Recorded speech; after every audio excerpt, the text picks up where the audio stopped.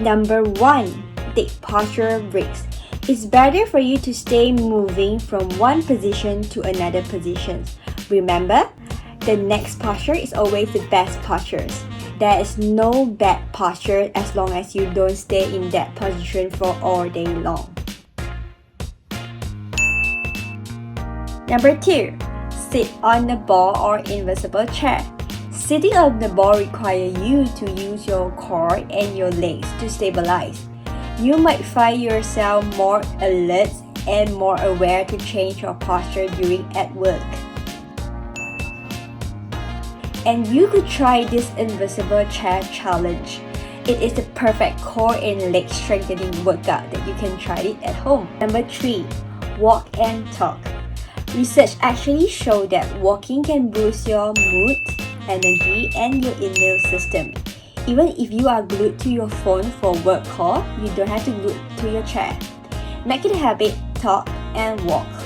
Walk the length of your house, around the kitchen table, or even up and down the stairs if you have them. What you need is just 20 minutes. That's 2 10-minute call or 4 5-minute call. It's actually doable, right? Number 4. Stretch at your desk. When you take a break, try to do some simple stretching and mobility exercise.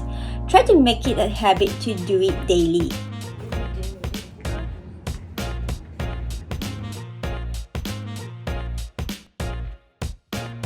I promise you will feel much better after these exercises.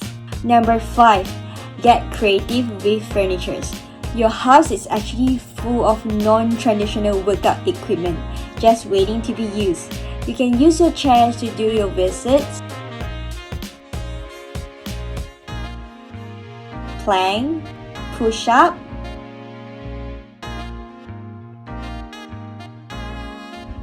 mountain climber, and a lot of exercise.